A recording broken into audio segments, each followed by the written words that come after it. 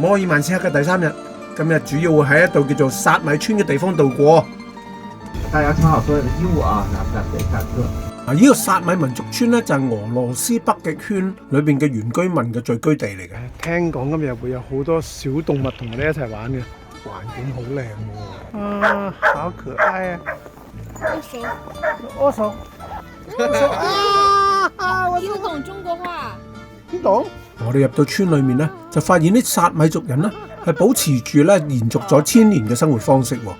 好棒，好棒！好似族長咁講啦，佢哋仲係會養馴鹿，同埋用馴鹿作為交通工具嘅喎。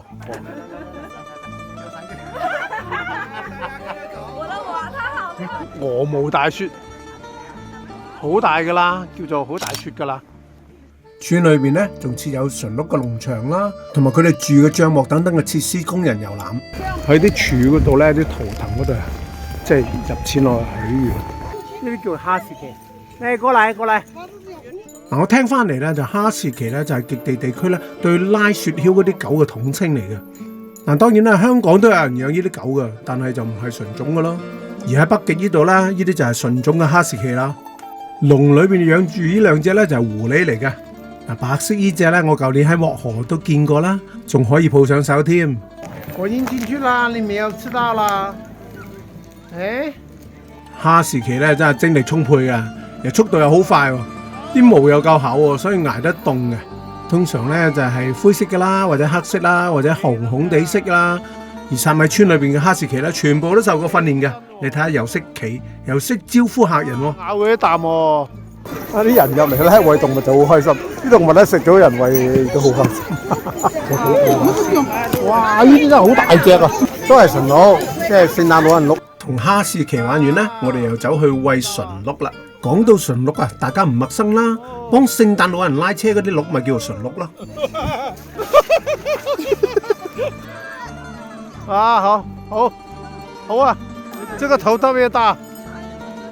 哇！呢個好大啊，好大！哇，好大！它的腳真係很厲害。陣間咧拉車，等佢食咁少嘢都可以咁好力嘅咩？馴鹿就餵飽咗啦，個族長咧仲用盡心機去氹我哋開心。我哋睇下有咩節目，別開生面嘅中俄拔河大賽。這邊是中國的，哦，這邊是俄羅斯的。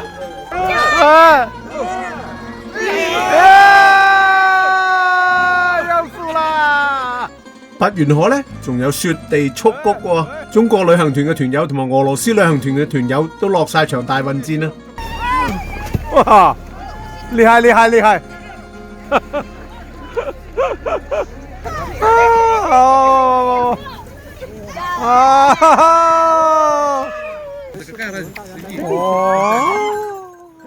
而嚟到成個上晝，我哋喺薩米村最後一個項目咧，就係呢個馴鹿拉車啦。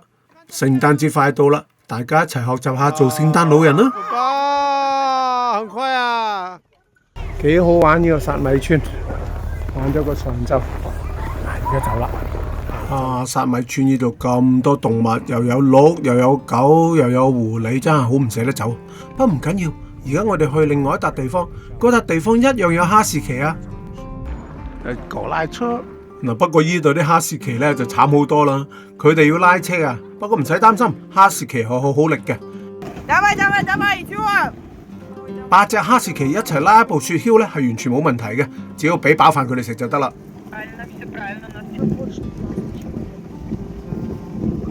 仲有啊，因為呢個自費項目好多人排緊隊啊，所以哈士奇只係拉住你走一個圈咁多㗎咋。而當所有人都坐完雪橇之後咧，仲可以同哈士奇一齊拍照留念添。每一架雪橇嘅8隻哈士奇咧，頭嗰2隻係領隊嚟嘅，亦都係全隊裏邊最聰明嘅。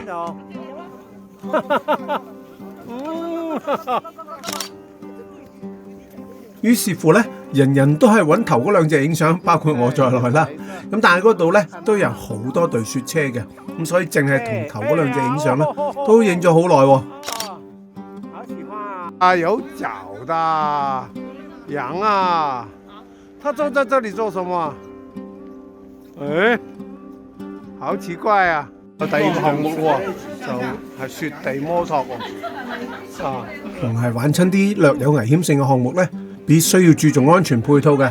例如好似而家我戴咗防風嘅帽啦，同埋呢個頭盔，仲有着咗一身好有型嘅衫。呢身裝束咧就係雪地摩托啦。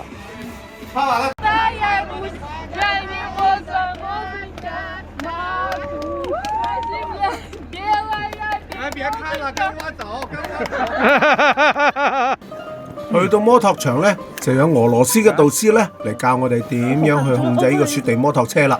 原來雪地摩托車呢，比油嘅方法呢，同普通摩托車或者電瓶車都唔同。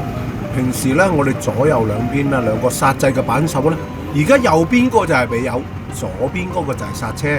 但係由於雪地上面嘅雪呢，摩擦力都好大嘅，所以只需要用右手邊嘅掣呢嚟比油同埋放油就可以加速減速。左手邊嘅掣根本冇乜用途嘅。我哋成團人呢，每2個人一架車，去嘅時候一個人揸車，一個人坐車。而揸咗一段路程啦，去到終點呢，就大家聚集翻喺度，就換轉另外一個人去揸車啦。但係點都要單人擺個 pose 影翻幅相嘅。好啦，大家都擺完 pose 影晒相呢，就回程咯。回程嘅時候呢，就換咗團友嚟揸車，於是呢，我就坐喺車後面啦。我哋沿路揸摩托車翻去起點，成個過程呢，大約用咗半個鐘頭咁，整個項目都算係相當之抵玩啦。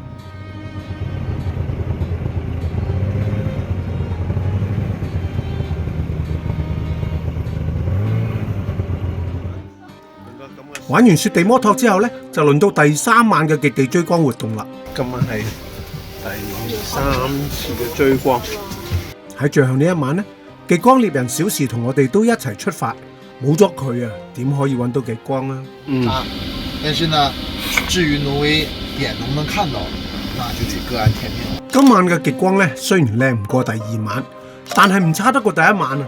而最理想呢，就係今晚揾到團友嘅高手老公幫我揸機，影翻啲見得人嘅極光合照出嚟。我們可幸運了，連着3天都追到了。我哋個團咧實在好幸運啊！點解咁講呢？因為有啲人喺北極住足成個月都未必睇到一次極光，而我哋就1連3晚都睇到。